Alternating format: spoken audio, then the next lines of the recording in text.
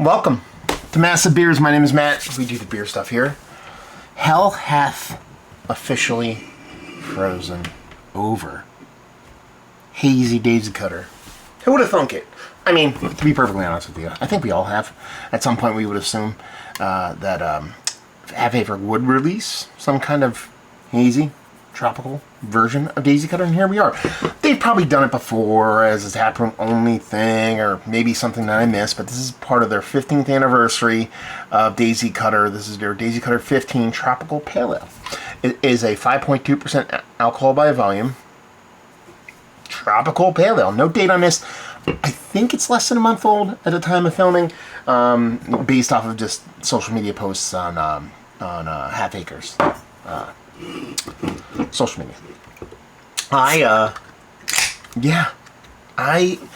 would say it's been a very long time since I've had Daisy Cutter, but that's not true because I found a freshie, and by freshie I mean a month-old 4-pack of regular Daisy Cutter not too long ago. I picked it up. I meant to do a review of it, but I just love them so much I drank them all, so that happens sometimes. But I was at a Wegmans, and I saw this, and I'm like, I gotta do it. Here we are. Label-wise, it's Daisy Cutter. It's Daisy Cutter, but it's just, 15 Daisy Cutter. As far as the beer goes, I mean, it looks nothing like what you typically expect from Daisy Cutter.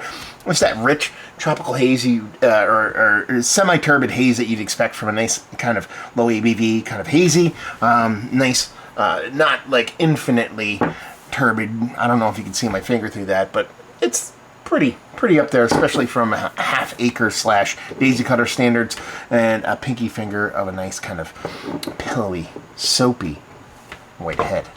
Let's see if you get a nose. Yeah, it smells like an all citrus arbol on us kind of hazy pale ale.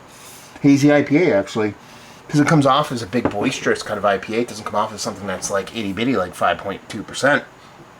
It smells more like something you get aromatically at a 6 and change, pushing 7% kind of hazy IPA.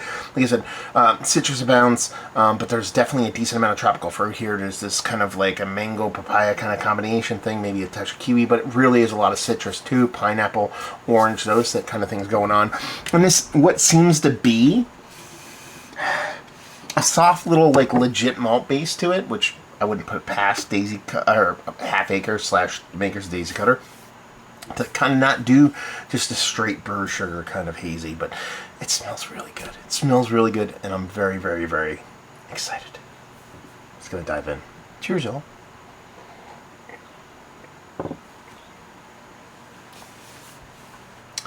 That's good. It's a skosh undersweet. I don't mind that. I kind of like it. In a perfect world, I think maybe it's just a skosh sweeter, but it's 5.2% hazy. I'm not expecting it to be big and sweet. It drinks more like a regular IPA, so I assume it's going to be more sweet. Maybe that's my personal flaw inside of me.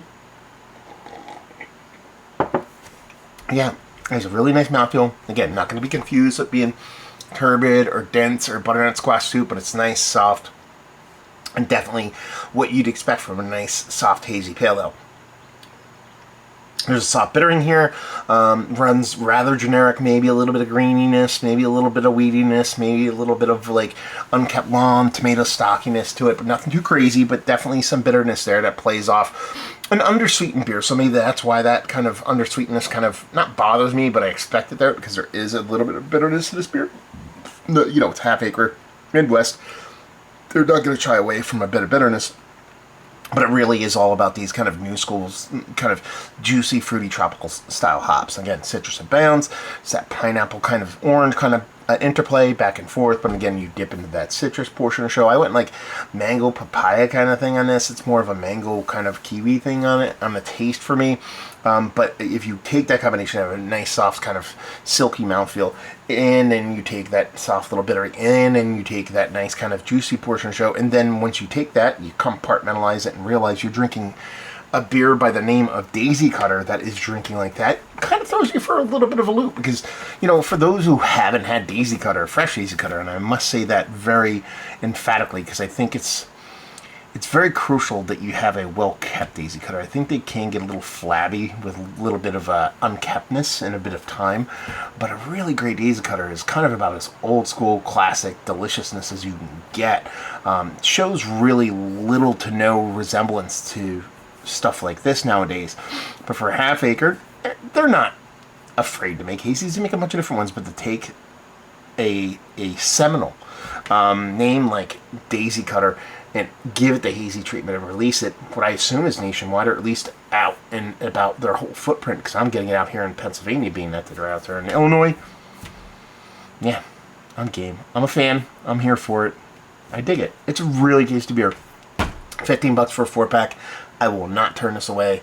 If I see this as a semi-regular rotation, this will definitely hit my fridge from time to time. And it's giving me great beer from a great brewery, but it's taking that name that I hold near and dear to my heart, just kind of putting a spin on it, and very meaningful and purposeful, but also, what's the word I'm looking for? I don't know. Neat. It's neat. It's a neat thing they're doing. Let's put it that way. And there you go. So yeah, again, citrus balance, tropical fruitiness, nice mouthfeel. If I'm going to nitpick anything, I might want a skoosh more sweetness for this guy. But again, 5.2%. Going to get new nitpicky about that. Is this one of the better low ABV hazies that I've had? You know, sub 5.5%. Yes. Mount Rushmore status? Close. It's hard to say. I mean, there's ones that really do me proper. So it's probably like the 6th, 7th face on that mountain, but it's Mount Rushmore. There's only 4, so maybe on the outside looking in, but it's worthy. Let's put it that way. But just for me, there's some that just are so hard to supplant. Valued availability, $15. Wegmans. Leave you with, if you like what we like this. If you like new school haze, but you also dig an old school Daisy Cutter, even though it doesn't taste like that, you just like that kind of connection, you'll dig this. So there you go. Review in the books. Half Acre. Have you been to the brewery? Have you had their beers? Have you had this beer? All that fun stuff down. Maybe even your favorite Half Acre beer. Put that down there. We'll talk about it. Hopefully you enjoyed the review. Hopefully you're enjoying a little bit of, Daisy Cutter right now. Hope we'll see you next time. Cheers, y'all.